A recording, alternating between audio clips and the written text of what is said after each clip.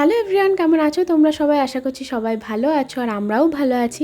তো আমি Shree, welcome back to my channel Shree's gallery. আর যেদিনের ব্লগটা তোমাদের সাথে শেয়ার করছি সেদিনটা ছিল আমাদের বাঁকুড়ায় 4th ডে। আর আজকে আমাদের বাড়িতে কিছু স্পেশাল গেস্ট আসবে, তোমাদের আগের ব্লগে সেটা শেয়ার করেছিলাম। আর এদিকে ঋষিবাবুর এখনও ঘুম ভাঙেনি, ও ঘুম থেকে উঠে আবার চলে এসেছে এই বেডে শুতে। তো চলো এরপরে আমাদের ভেন্দুকে দেখাই। সেই কোভিডের সময় যখন আমরা বাঁকুড়ায় 8-9 মাস মতো ছিলাম, তখন ও একদম পুচকু ছিল, তখন ও ঘরের মধ্যে এসে বসে থাকতো আর আমরা একটু একটু ভাত, রুটি, মাছ এসব দিতাম আর কি। আর এখনও ও কিন্তু একদম আসে, একদম আমাদের সাথে পোষাই হয়ে গেছে যাকে বলে। তো আমি আর মামাম চলে এসেছি এখন কিচেনে। এখন লাঞ্চের প্রিপারেশান হবে আর অনেকগুলোই মোটামুটি আইটেম হবে। তো প্রথমে আমরা আমিষগুলো বানিয়ে নেব, যেহেতু একটু টাইম লাগবে সেই জন্যই, তারপরে নিরামিষগুলো বানানো হবে। আর এখানে সৌরভও কাজে নেমে পড়েছে। সৌরভ এখন আমাকে নারকোলটা ফাটিয়ে ছোটো ছোটো টুকরো করে দিচ্ছে। আমি বললাম আর কুটতে হবে না, মিক্সচার গ্রাইন্ডারটাতেই আমি দুধ বার করে নেবো। আর এখানে হচ্ছে বিহারি চিকেন বানানো হচ্ছে, আর সমস্ত কিছু কুচি কুচি দেওয়া হয় বিহারি চিকেনে, কোনো কিছু বাটা দেওয়া হয় না। আর এখানে হচ্ছে চিংড়ি মাছের মালাইকারি, সমস্ত প্রিপারেশন রেডি, এখন বানালেই হয়। আর এই যে বসিয়েও দেয়া হয়েছে। আর এরপরে নিরামিষগুলো করা হবে, মানে ভাজা ভুজি, একটু তরকারি, ভাতটা, চাটনি এসব করা হবে। আর এখানে মামা বসিয়ে দিচ্ছে ভাত, আর আমের চাটনি এখানে করা হয়ে গেছে। আর আমাদের গেস্টরাও চলে এসেছে। এই যে দিদিভাই এখন শরবত নিয়ে যাচ্ছে সবাইকার জন্য। তো আমরা ভাবলাম এই ডাইনিং টেবিলটাতে আমরা লাঞ্চটা সার্ভ করবো না, কেননা এখানটা প্রচণ্ড গরম, আর একেই দুপুরবেলা, তারপরে গরমটা অনেকটাই বেশি এখন। ওই জন্য আমরা ভাবলাম রুমের মধ্যে আমাদের একটা ফোল্ডিং টেবিল চেয়ার ছিল, তো সেটাই এখন সেট করা হচ্ছে। এখানে এসি অন করে এখানেই লাঞ্চ সার্ভ করা হবে। আর এখানে আমাদের লাঞ্চ সার্ভ করা হচ্ছে, সমস্ত কিছু রেডি করা হচ্ছে আর কি। এই যে চিকেন, ফিশ, সমস্ত কিছু বাটিতে বাটিতে সার্ভ করা হয়ে গেছে।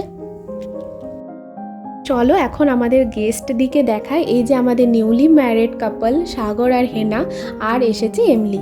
তো শ্রীজ গ্যালারিতে আমরা আজকে সবাই এখানে আছি উপস্থিত, এবং আজকে বাঙালির খাবারের পুরো ছক্কা লাগিয়ে ফেলেছে। এই যে আইপিএল শেষ হওয়ার পর এখানে ছক্কা কিন্তু চলছে। তো চিংড়ির মালাইকারি এবং বিহারি চিকেন, বাঙালিতে বিহারি কি করে বিহারি চিকেন, আমি তিনটে মাছ নিয়ে আছি এখানে, ঠিক আছে? আর লেটস কুক এন্ড ফুডকে একটু সাবস্ক্রাইব করে দিও। তো আমরা চলে এসেছি এখন ছাদে। তো ভাবলাম তিনজনে মিলে যখন আছি তো একটা রিলস বানাই, কিন্তু সত্যি বলতে কি এত গরম, মানে গরমে ইচ্ছে থাকলেও মানে করতে পারছি না আর কি। তো এক দুটো বানিয়ে নিচে চলে এলাম। তো এখন তো সন্ধে হয়েই গেছে, আর সন্ধেবেলায় কিছু মুখরোচক না খেলে কি আর চলে। তো রোহন নিয়ে চলে এসেছে ফুচকা। তো এখন হবে আমাদের ফুচকা পার্টি, আর সমস্ত রকম ফুচকাই আছে, শুকনো ফুচকা, দই ফুচকা, স্পেশাল ফুচকা, সবই আছে। দাদা টাকায় কটা ফুচকা? 10 টাকায় কটা ফুচকা দাদা? দই ফুচকা 35 টাকা, ছটায় 35 টাকা। আর ফুচকার এত দাম বেড়ে গেছে না? 5টায় 20 টাকা। ফুচকার ফুচকাওয়ালারা দাম বাড়ালেই সব যাবে। এত দাম বাড়ে? শাড়ির দাম বাড়ছে, এই দাম। 35 টাকায় মাত্র 6টা ফুচকা। দই দই দিচ্ছ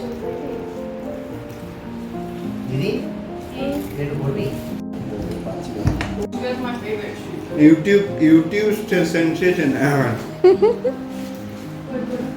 তো আমাদের তো ফুচকা খাওয়া কমপ্লিট, আর আমরা তো ফুচকা খেতে ভালোবাসি, কিন্তু এমলি যে এত ফুচকা খেতে ভালোবাসে সেটা জানতাম না।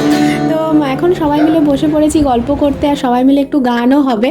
আর নেক্সট ব্লগে আমি তোমাদের সাথে শেয়ার করব আমাদের সন্ধেবেলার গানের আসর।